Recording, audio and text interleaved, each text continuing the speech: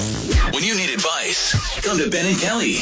It's group therapy on 99.7 DJX. Penny's reaching out. Good morning, Ben Davis and Kelly K and all your listeners.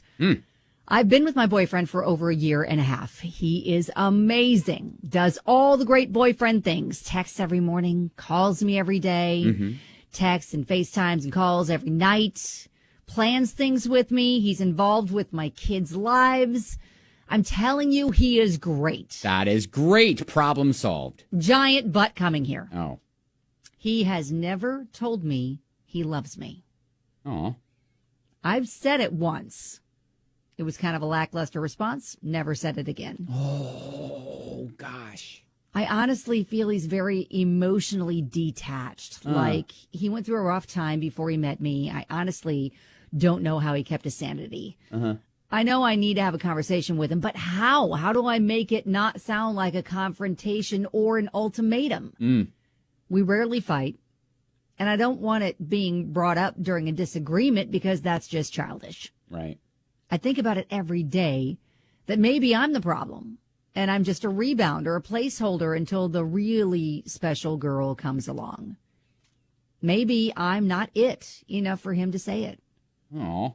Any advice is appreciated. How early on? Do we know how early on she... Year and a half. No. How early on did she say, I love you to him, and she got the lackluster response? Not sure. I wonder if that was early and it freaked him out a little bit and he just hasn't recovered. But yeah, I mean, that's tough when you've kind of put yourself out there and you're waiting on a response and you haven't gotten it. And at a year and a half, I feel like I could get if he was spooked at maybe 6 months or something. But even then, like I think nowadays, 6 months, you should know, right? If there's a future there. And I would think, yeah. That was always my timeline. Yeah. I will say I dated, a few girls before my wife, but like I've only, other than my kids, I've only said I love you to her. That's special. Well, I mean, okay, sorry, parents, yes, that that's count. sort of stuff, right? Love, yes. But romantic love to her. So I remember thinking in my head, I want to not just throw that word or that phrase around, and make sure that it's real before I say it. So maybe he is kind of in that same boat. Yeah, Mike is saying on Facebook, a person carrying emotional baggage can impact them in so many different ways. There are triggers in life that with love, support, and time dissipate, but they can still be there forever. The fact that you see and understand this shows the amount of love you hold for him. Yeah. Have a talk. Tell him how you feel.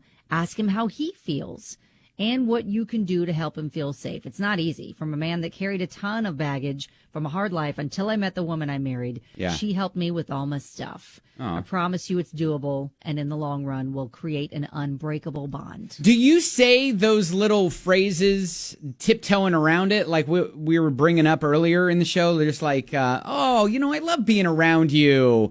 I love, I love the way you are with our kids. I love you with my kids. Yes. I love the way you interact with my kids. I love the way we FaceTime each other. I love those little texts that you send me every single morning. Yeah. And there are a lot of people who are also bringing up maybe he shows it in another way, and maybe there are other things that you can kind of point out. But at the same time, as I'm even saying that, I think it should be obvious. It should be. And it sounds like, she is talking all about the things that he does and how involved he is in her life. Well, that's a love, isn't it? Exactly. But I also understand her need to hear it. Yeah. All right. Well, hey, I think if you were in this same situation as Penny, tell us your story about that whole love word and how maybe it was thrown out there, not reciprocated, what you did, what was the conclusion, how you got through it. How'd you approach it again without, again, like she said, not feeling like it's an ultimatum or a confrontational? Yeah. The last thing you want is for him to feel like, well, listen, if you don't say I love you, then that means we're done. Yeah, he doesn't want to feel backed into a corner like he has to say it if he's really not feeling it, which, again, can be the risk of having a conversation like this. All right. This is what group therapy is all about. So your stories, 502-795-1997. We'll get to those next. Hasn't said anything like that. Well, okay, so there was a situation where it was said, but then kind of not said again. So that was weird, too, because it was like, okay, do you still, or do you just, like, love me as a person, right, but it's not that kind of love? And it was a complicated situation. Right, sure. So, because he had stuff. Right. And he knew he was trying to sift through the stuff and couldn't feel like he could fully dive into us having a future. I hear that. So that was, and ultimately that didn't work out. All right. So, but yeah, I mean, once, me and my husband were in that lane, it was all the way to the finish line. How so? Married.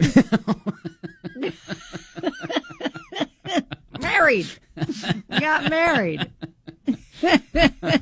Because, those words are easy to say after a certain thing happens. I know. Kimberly said there is a lot attached to the phrase I love you. And plenty of people say that all the time and never meant it once. But actions speak louder than words. Does he clean the ice off your windshield? Maybe he brought home a breakfast cereal one of your kids mentioned was their favorite.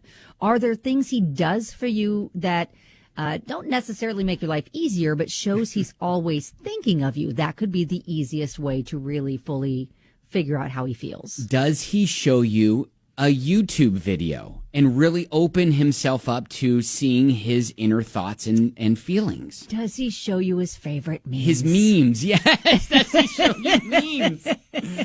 Here's some Captain Crunch. I love you. I love this cereal. No, but that is a very good point. Those little, acts of love, especially if we go to love languages and stuff, maybe that's acts of service is a way of showing love. Sure.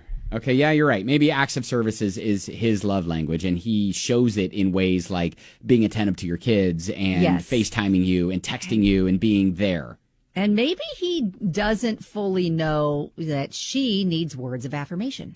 Yeah. So have we actually given her the tools to have this conversation with him, or are we just saying... No, we haven't. That's what we need. That's what she needs from us. She needs us to okay, how does she approach it without coming off confrontational or making it feel like an ultimatum?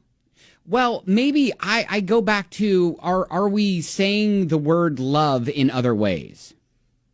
Not saying I love you, but like, I love this. I love this about you. I love this when this happens. Well, and here's the thing. How does he sign? Surely in a year and a half, they've gotten each other a card for a special occasion, right? Mm-hmm. Birthday, Valentine's Day. Does he sign love on the card? Yes. How did he sign it? Or does he just sign his name? Yeah. That, again, a year and a half in, is a little weird. Like, you can't even write the word. Mm-hmm. Well, we don't know that. Right. Right? I don't know. But it's sounding like he hasn't. I think she would have included that he's written the word. But he just hasn't said it. But he hasn't said it. Okay, so yeah, I think, this goes back to those relationships and having to have those tough conversations where you're a year and a half in. Maybe it's like, hey, so what are we? Are we a thing? And he's like, well, of course we are.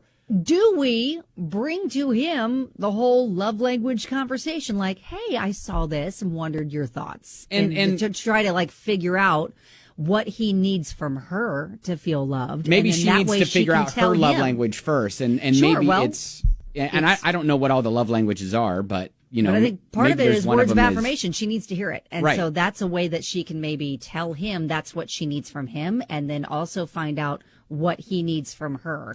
And maybe just, again, figure out the total true status of their relationship. Does it have a future? These are tough conversations to have for people who've been in a relationship for 10 years, much less. 100%. Hey, we're not going to say it's easy. And look, if he is in it for the long haul, then he won't be, quote, scared away because you're a year and a half in. I don't think he's going to be scared away a year and a half in. If this would have been like a week or 2 or 3 or a month, maybe, but a year and a half, I don't think he's going to be scared away. So, but she does have a point in, she needs to figure out, is he just staying because it's comfortable and it feels safe, but it may not be like what he thinks is the end all be all. All right, so if that's the case, she needs to figure out, are they going to be stagnant or is there a future? All right, so bring up the love languages thing, and I would suggest peppering in the word love around things that he does. To gauge his reaction. Yeah, for sure. And maybe get him a card thanking him for some of the things that he does. Yep. And sign it with, love. I love you, and see what he says. Yeah. All right, well, hey, good luck. I know that's not easy, but keep us posted on everything. That is Group Therapy.